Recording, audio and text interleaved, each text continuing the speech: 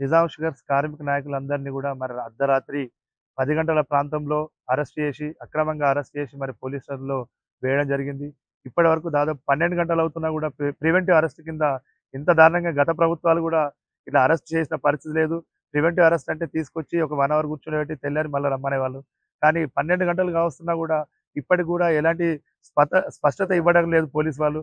మాకు రావాల్సినటువంటి వేతన బకాయిలు ఇప్పించి 10 సంవత్సరాలుగా రావాల్సిన వేతన బకాయిలు ఇప్పించాలా?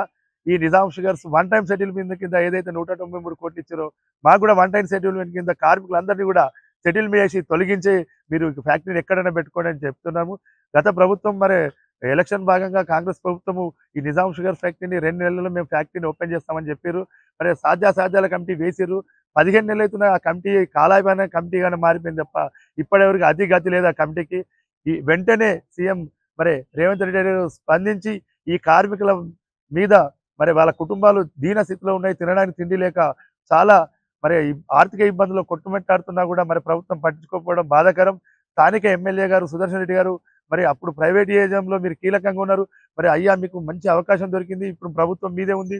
2 నెలల్లో నిజాం షుగర్ తెరిపిస్తా అన్నారు కాబట్టి ఈ అవకాశాన్ని సద్వినియోగం చేసుకొని మా కార్మిక కుటుంబాలను బాగుపడాలా, మాకు రావాల్సిన వేతన బకాయిలు ఇప్పించాలని గౌరవ మాజీ మంత్రివర్యులు సుదర్శన్ రెడ్డి గారిని కోరుతున్నాను. నిన్న అర్ధరాత్రి 12 గంటలకు మన బోధన్ పోలీస్ స్టేషన్ వాళ్ళు మా కార్మికుల ఇళ్లకు వచ్చి అక్రమంగా అన్యాయంగా మాకు పోలీస్ స్టేషన్లో పెట్టడం జరిగింది. మరి మేము ఏం తప్పు చేసింది ప్రభుత్వం అంతా తప్పు చేసింది. ఫ్యాక్టరీలు అమ్మింది, భూములు అమ్మింది, మా జీతాలు 10 సంవత్సరాల నుంచి జీతాలు లేకుండా మమ్మల్ని చేసింది, రోడ్డు మీద చేసింది మమ్మలను. అదే మరి ఇప్పుడు నా కాంగ్రెస్ ఎమ్మెల్యే గారు మరి ఏం చేస్తున్నట్టు మమ్మల్ని ఎందుకు పట్టించుకోవడం లేదు? మేము ఇది ప్రజాస్వామ్యం కాదా? మేము ప్రజలం కాదా? మీ మనుషులం కాదా? నేను అడుగుతున్నాను. మేము చంద్రబాబు దగ్గరికి గౌరవ సీఎం రేవంత్ రెడ్డి దగ్గరికి పోయి మా మా ఇంటెన్షన్ మా బాధ చెప్పుకుందామని బయలుదేరదాం అనుకున్నాం. ఈరోజు నైటు అనుకున్న లోపల మేము ఒకరోజు ముందే మాకు ప్రివెంట్ అరెస్ట్ చేయడం చాలా శోచనీయం. ఇది చాలా దురదృష్టకరం. ఇది మాకు అవమానంగా ఉంది. 2002లో చంద్రబాబు నాయుడు గారు భూములను నమ్ముకొని ఆయన స్వా చేసిండు, ఫ్యాక్టరీని అమ్మిండు, భూములు అమ్మిండు, ఆకలి మమ్మల్ని రోడ్డు మీద పడేసిండు. ఈ చంద్రశేఖరరావు సార్ వచ్చిన 100 రోజులు తీసుకుంటున్నాము, ఆయన రోడ్డు మీద పడేసిండు. మాకు చేసే ప్రభుత్వాలు తప్పు చేస్తున్నాయి. కార్మికుల మమ్మల్ని పోలీసులు తిప్పుతున్నారు. మేము 10 సంవత్సరాల జీతాలు లేక అన్నమరావు తిరగాల. ఆ ప్రజాస్వామ్యంలో మాకు రిప్రజెంటేషన్ ఇచ్చే అధికారం మాకు లేదా? మరి మేము ఎవరికి చెప్పుకోవాలా? నేను ప్రభుత్వాన్ని అడుగుతున్నా, మా ఎమ్మెల్యే గారు కూడా అడుగుతున్నా. మరి మీరు ఎమ్మెల్యే గారు మా సమస్య సాల్వ్ చేస్తే మేము అర్ధరాత్రి ఎందుకు అరెస్ట్ అవుతాము? మేము హైదరాబాద్ సిద్రాబాద్ దగ్గర ఎందుకు పోతాం? మీ బాధ్యత లేదా? మీ ఇనిషియేటివ్ తీసుకొని మాకు న్యాయం చేయాలని మేము కోరుతున్నాం. ఇప్పుడు కూడా మాకు ఫ్యాక్టరీ ఏడబెట్టుకుంటూ పెట్టుకో, మాకు బాధ లేదు.